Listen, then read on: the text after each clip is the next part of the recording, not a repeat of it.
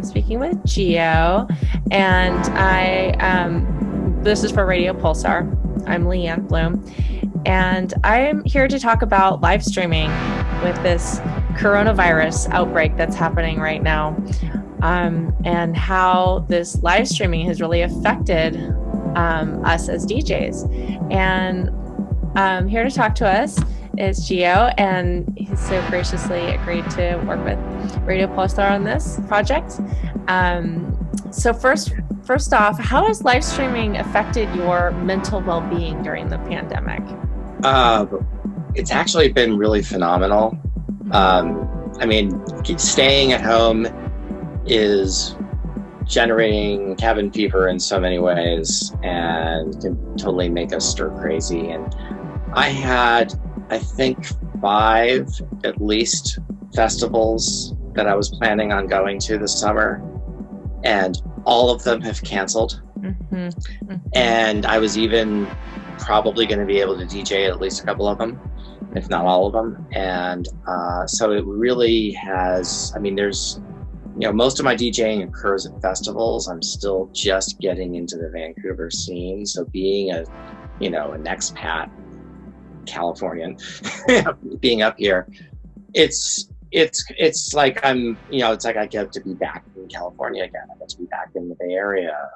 I actually had a trip to the Bay Area that was canceled because of the coronavirus, and I was going to a party.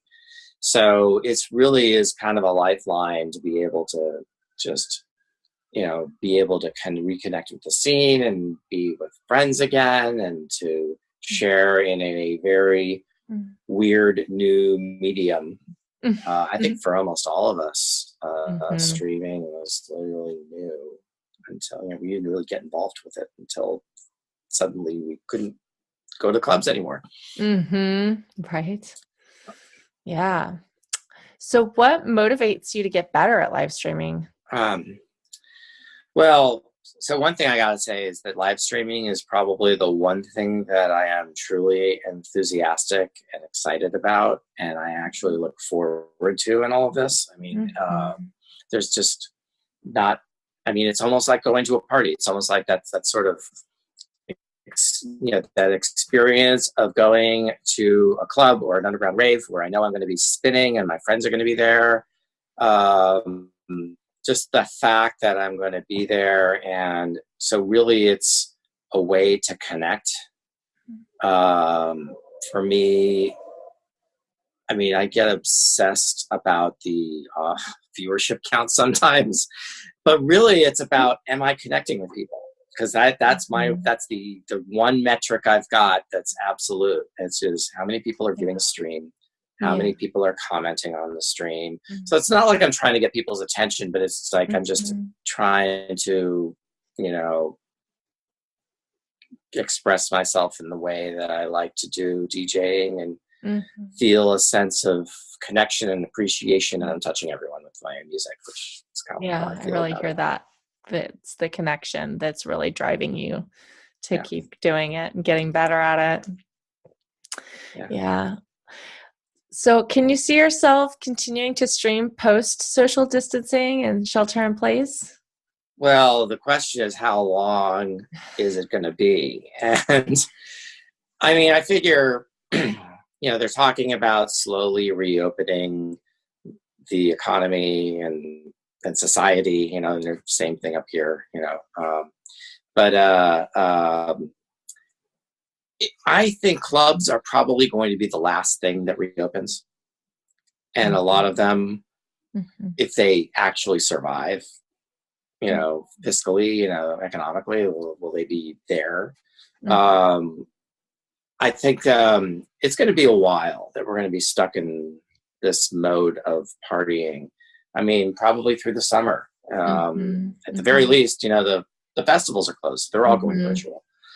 So what will happen afterwards? Well, if, this is actually a way that I can keep connecting with my friends, especially down in the Bay Area from way up here in Canada, and I can still do that. Maybe, and if there's enough interest, then I can see myself just doing it for a while. That's right. Yeah. And so interacting with the audience is really different. How do you keep your audience engaged? You mentioned Well, the chat chat. rooms. So, we stream on Twitch and they have a chat window, and that's like the primary way to interact. And it's ways that you can actually get people's words. You can even put words on their video, and it's like, oh, they get to type something and it shows up, and that could be an exciting thing. Or it could be in the Zoom. So yeah, I think the more that I engage, so it is chat. It's not voice. It's not looking at them. I mean, I might look at them on Zoom, but there's so many other screens I got to stare at that it ends up being chat for the most part.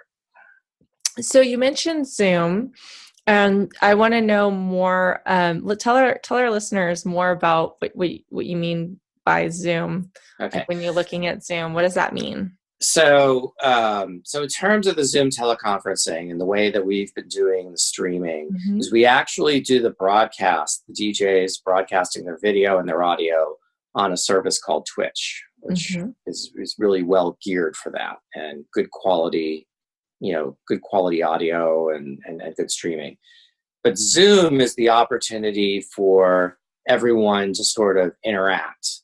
And because there's music playing and everything, people are not really going to be like talking into their microphones and stuff. So what everybody basically has their mics muted. And so they have their videos on, so they could be dancing or they could be cooking dinner or whatever it is that they're up to. And they can type in the chat there. And so it's a really good way for me to be able to see people who are out there and are dancing and interacting in my stream in whatever way and smiling. So yeah, I usually end up using both of those products at the same time. Yeah. That's great. So, and you mentioned scenes.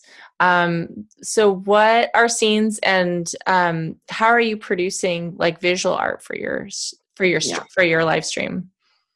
So there's this open broadcasting software that everybody uses, the OpenStream. It's an open source product.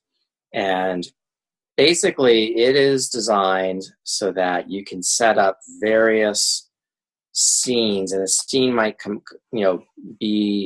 have many different components in it. So you can take several different camera sources, you can take a screenshot from a program, you can take some movie, you can take a graphic, it can be like an animated GIF or something like that, you can add text to it, and basically you can arrange everything so that you have this sort of combined, really kind of an experience, and you can have different layouts of that. So I have some scenes where I have two cameras that are on. I have one that might just be focusing on my decks and then my mixer, so people could like watch what I'm doing. And then also, and I might have some visuals in the background that I get from a different program. There's like various graphics programs like Synesthesia and Electric Sheet that a lot of people are using and are kind of cool. And I've figured out a way to do video capture from, sometimes from movies and things. So I can actually like throw a little bit of a cool, here's something really twisted. And there's certain effects that you can add to it as well. Some DJs are way more sophisticated than I am. I'm kind of probably in the middle of the pack as far as that's concerned. Cool. So just generally, what excites you about music? Like when did you become interested in music, and what's your relationship been like with music? Well, let's see. I think the first experience I remember with music was being in a nursery school in Cleveland, Ohio, at the Cleveland Music Settlement. And there was like a lot of music involved in singing and doing stuff on stage, and as literally a nursery school. And I come from a family that's pretty my mom played the cello and the piano, and got sisters who played the piano, and there's always been a piano in the house. And so I did lots of piano lessons as a kid, but then I got involved in band and played the clarinet and I think DJing really came about later, where I was, I stopped doing a lot with music. I got involved in engineering and computer science instead. And then, I realized all this electronic music, which I was always really interested in. And all of a sudden there's this whole new technique for DJing that I'm hearing. And I go to my first rave, which was about 25 years ago. And I realized, oh my God, this is so amazing.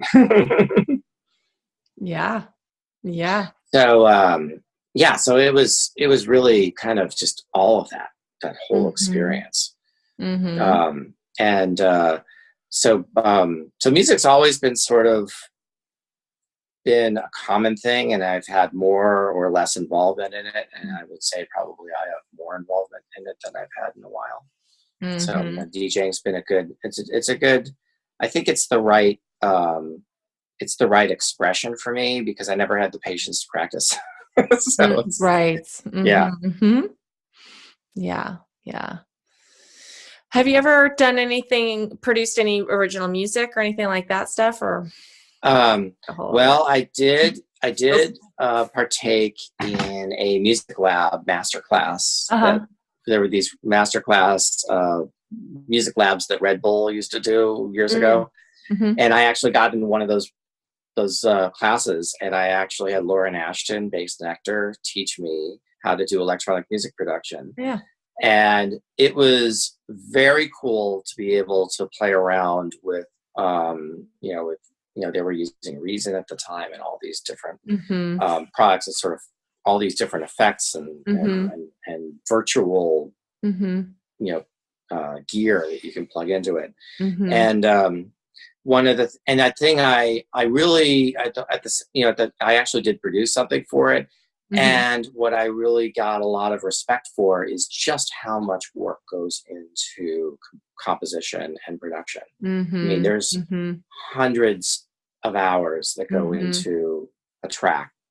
And I realized there are people out there who can do it way more efficiently than I could. So I leave it. Totally. I end up searching for the tracks and create my effects, using them. And I find that it's a clever way to do it.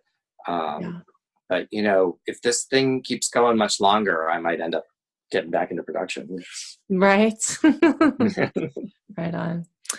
All right. Well, just wrapping up, getting other people involved in live streaming, would you recommend it? And what does it take to get up and going?